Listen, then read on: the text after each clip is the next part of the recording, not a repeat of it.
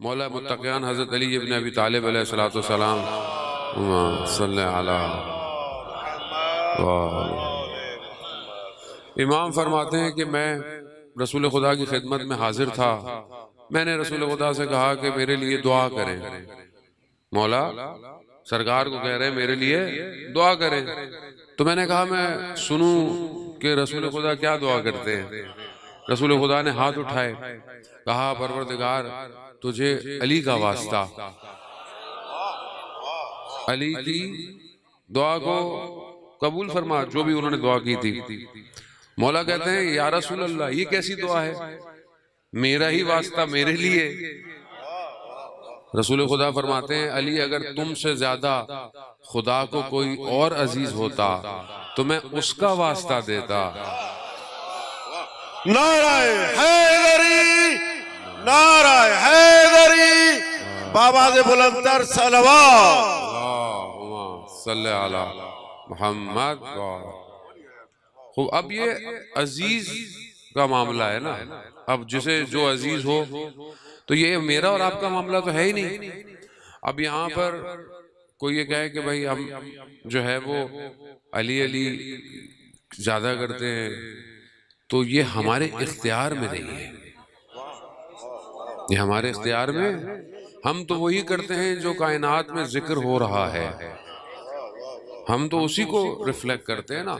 तो यहाँ पर अच्छा, यहाँ पर शिया सुन्नी का भी मसला नहीं है कि भाई शिया है या सुन्नी है, ये तो हमने खुद बनाए हुए हैं। जाने मोहतरम अली से जो मोहब्बत करे, चाहे वो जितनी ही करे,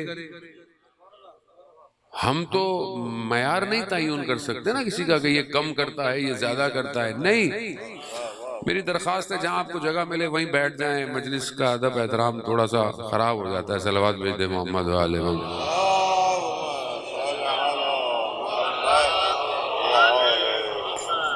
अज़ान मोहतरम, अब जो है वो इंसान अपनी जिंदगी में कोशिश कर सकता है, लेकिन क्या मौला को भेजने का हदफ क्या है?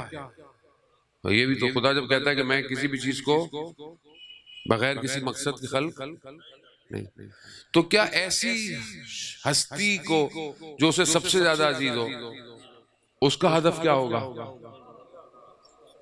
अब आप बोलेंगे मौलाना कैसेट चेंज कर रहे हैं आहिस्ता आहिस्ता, ऐसे ही होगा ना। अभी तो अज़ान मोहतरम देखें, बात यह है कि जिक्र जो है ना वो है जो आमाल से नजर आए। जिक्र वही है, जिक्र वो है। विलायत उसे कहते हैं कि जिसे जबान से कहना ना पड़े, जो देखे वो ये कहे कि ये मौलाई है। आप बोले नहीं कि नहीं मैं मौलाई, बोलने से कोई मौलाई नहीं बनता। मौलाई अपने आमाल से बनता है। मौलाई के मायने क्या है? मौला का मानने वाला। वो मौला का मानने वाला कहाँ हो, कैसे हो, उसकी सुबह कैसे हो, उसकी रात कैसे हो, उसकी शाम कैसे हो, उसकी इबादत कैसे हो, उसका घर कैसा हो, उसका सखावत कैसी हो, उसकी शुजाअत कैसी हो, उसका खौफ कैसा हो, उसके सजदे कैसे हो। खूब ये है ना मौलाई। अपनी मर्जी से तो टैग लगा के कोई मौलाई नहीं बन सकता। कोई इंस्टाग्राम थोड़ी हैशटैग मौलाई ऐसे थोड़ी होता है। आप आजकल लोग वीडियो कुछ और बनाते हैं, टैग कोई और लगा होता है, बंदा भी क्लिक करके देखता रहता है, ये मौजूद तो है ही नहीं इसके अंदर। ऐसे ही होता है ना, मौलवियों की वीडियो बनती है, ये क्या दिया उसने, ये क्या दिया, धमाकेदार बयान, वो ढूंढते रहते हैं धमाका किधर है। क्यों? कोई दुनिया है, मगर मौला मौलाई ऐसा नहीं है। उसका हैशटैग दुनिया का नहीं है, उसका हैशटैग ऐसा है कि जब मलाइका भी उसको देखे तो मौलाई नजर आता है। खूब ऐसे आप मौलाई बने कि जब कोई और मखलूक देखे हाँ ये है मौलाई। वो तभी होगा कि जैसा मौला है उस मौला की वो वैसी अताअत करे, अताअत करे। मौला वली यानी अताअत, यहां चू चरा नहीं है। कुरान कह रहा है जाने मोहतरम, फिर वही बात है, कुरान हमारी जिंदगी में हो तो कुरान की सुने। कोई सख्त बात है लेकिन बात तो सही है। कुरान क्या कह रहा है? बिस्मिल्लाह रहमान रहीम, अतियुल्लाह अतियु रसूल, अल्लाह की अताअत करो और जैसे खुदा की अताअत कर रहे हो उसी तरह रसूल की अताअत करो। वाह उलुल अम्र मिनकुम, अब जैसे रसूल की अताअत कर रहे हो, अब जैसे ज़ाहिर है अल्लाह की अताअत अपनी जगह खुदा है, ठीक है, रसूल उसका नुमाइंदा है, नबी है, रिसालत देकर आया है। यहाँ खुदा जब अताअत अल्लाह की कह रहा है उसको अलग रख रहा है, जहां वो कह रहा है रसूल वाह और उलुल अम्र की अताअत करो, यानी जैसे रसूल को मान रहे हो रसूल के बाद उलुल अम्र को वैसे मानो। क्यों? वैसे ही अताअत करो। अब ये अताअत कहां नजर आए? अताअत नजर आनी चाहिए ना कि मैं मुती हूं। मुती किसको कहते हैं? बस जो अताअत करता है। कितना मुती है ये बंदा, कितना अपने दफ्तर में मुती है अपने बॉस का, जैसा बॉस कहता है वैसे ही करता है। क्यों? क्योंकि बहरहाल मालिक कुछ देता है ना, सैलरी देता है, गाड़ी देता है, फोन देता है, अताअत करनी। अब आप बोले भाई तुम रात को 9 बजे क्यों ऑफिस बैठे हो? कह रहा भाई बॉस है, मालिक है, दे रहा है बहुत कुछ। अब यहाँ छोटी सी जिंदगी में छोटा सा मालिक की अताअत तो इंसान करता हुआ नजर आता है, और जो इन्नल्लाह अला कुल्ले शैइन कदीर है उसकी अताअत नहीं करता। इंसान के इख्तियार में हो तो इंसान अपने आप को तबाह कर दे। ऐसे ही है, हम लोग अपने आप को क्या करते हैं? हम तबाह करते हैं। हमारे बस में तो ये तो खुदा का करम है जिसने हमें बचाया हुआ है। वो तो ठोकरों से हमें बचाता है। जब इंसान को झटका लगता है ना कहीं, तो असल में खुदा उसे मुतवज्जे कराना चाहता है।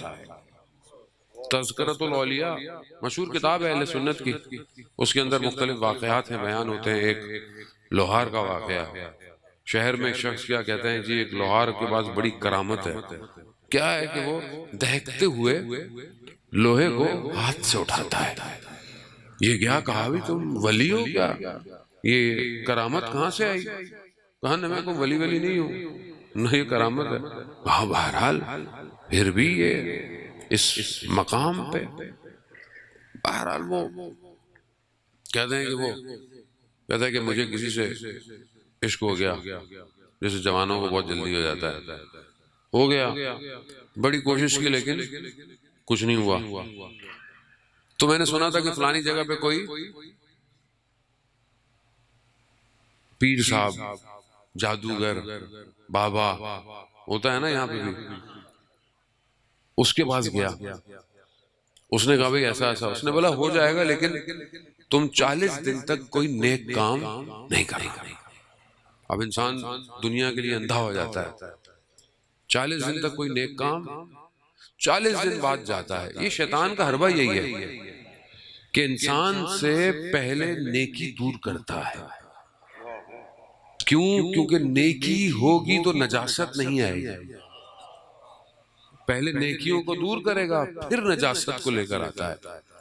40 दिन इसने कोई नेकी नहीं की, कुछ भी नहीं की, ना नमाज पढ़ी ना कुछ नहीं किया, जगह वापस जाता है। फिर वो हिसाब किताब करता है, कहता है तुम्हारा कुछ नहीं हो सकता। कहा क्यों? कहा तुमने कोई नेकी की है। कहा मैंने कोई भी नेकी नहीं की। कह रहा नहीं गौर करो। कह रहा है हाँ तुम्हारी तरफ आ रहा था, रास्ते में पत्थर पड़ा हुआ था, मैंने कहा उसको किनारे में कर दूं कोई गिर ना जाए। वो जादूगर खड़ा हो गया, कहता है कि 40 दिन नमाज नहीं पढ़ी, नेकी नहीं की, फिर भी खुदा तुम्हें तुम्हारे कदमों से बचा रहा है।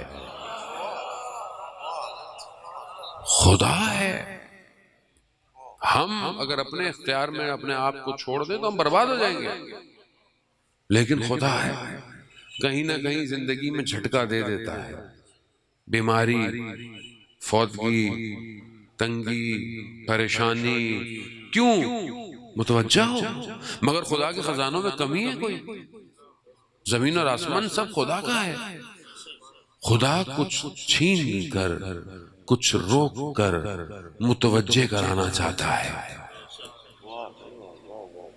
कि ए बनी आदम, ये सब कुछ मैंने तुम्हारे लिए बनाया, मगर तुम्हें मैंने अपने लिए बनाया।